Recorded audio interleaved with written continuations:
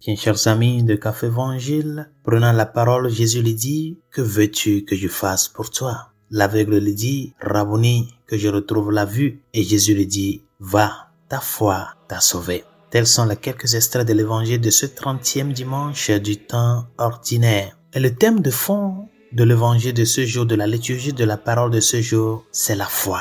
Dieu qui demande à l'homme qu'est-ce qu'il veut de lui. Un peu curieux, non? Si déjà il sait ce qui peut être le désir le plus profond d'un aveugle, c'est de retrouver la vie. Mais pourquoi le Seigneur lui pose cette question? Pourquoi le Seigneur conditionne ce miracle avec la foi de Bartimée? Chers amis, après le drame du péché originel, la relation de l'homme avec Dieu a changé brusquement. D'une relation de face à face, rappelez-le bien, Adam et Ève voyaient à Dieu face à face. Ils avaient cette relation d'amitié directe avec Dieu. Et donc, après le drame du péché originel, nous avons passé d'une relation de face à face à une relation de foi.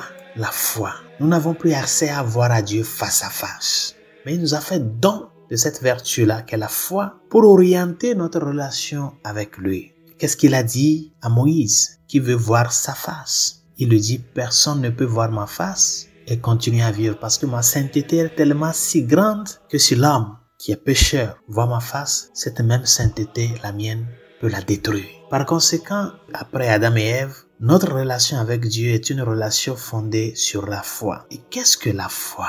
Pour moi, la meilleure définition de la foi, c'est ce que dit l'auteur de la lettre aux Hébreux, au chapitre 11. La foi est une ferme assurance des choses qu'on espère, une démonstration de celles qu'on ne voit pas. C'est ça la foi. Une ferme assurance des choses qu'on espère. On ne l'a pas encore, mais on a l'assurance sur ça. Et une démonstration de celles qu'on ne voit pas avec nos yeux. Dans le mystère de l'Eucharistie, par exemple, ce qui paraît à nos yeux, c'est un morceau de pain, mais ce n'est pas du pain, c'est Dieu. C'est ça la foi, une démonstration des choses qu'on ne voit pas, mais on a senti à cela, parce que notre vie est cachée dans ce mystère-là. Chers amis, Bartimée ne voyait pas, parce qu'il est aveugle, mais il a demandé à Jésus qu'il veut voir. Il a cru que le Seigneur pourrait le faire.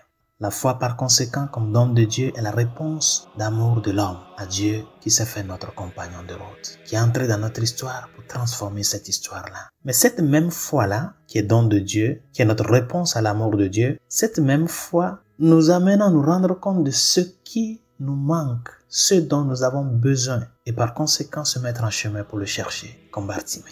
C'est pour cela, mon frère, ma sœur, le Seigneur te pose à toi aussi cette question. Que veux-tu que je fasse pour toi?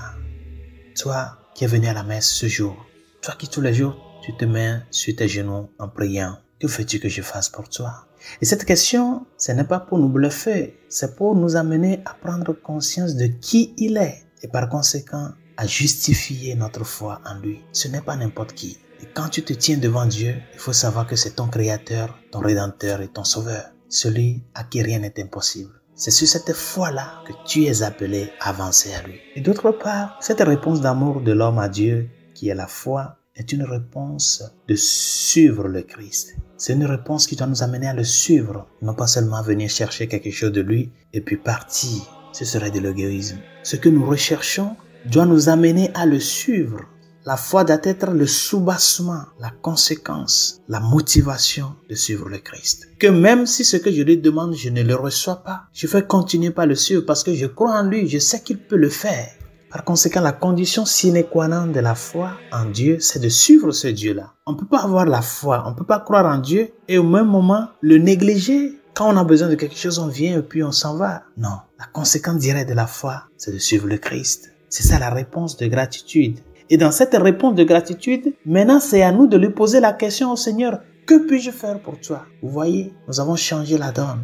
Au début, quand nous sommes dans le besoin, c'est lui qui nous dit, que veux-tu que je fasse pour toi? Maintenant qu'il t'a comblé, que tu es conscient que tu as reçu de lui, à sa suite, c'est à toi de lui poser la question, que puis-je faire pour toi, Seigneur? Combien de personnes de nos jours sont tellement ingrats vers Dieu, qui ne sont pas conscients de que Dieu veut quelque chose de nous? Que puis-je faire pour toi, chers amis? C'est là la question que toi et moi nous sommes appelés à lui poser dans ce sens de gratitude à lui. Parce que rendre service à Dieu, c'est la plus grande fortune que l'on peut recevoir dans la vie. Mais la question est, quand le Fils de l'homme viendra sur la terre, trouveras-tu la foi? Bonne journée, Dieu vous bénisse.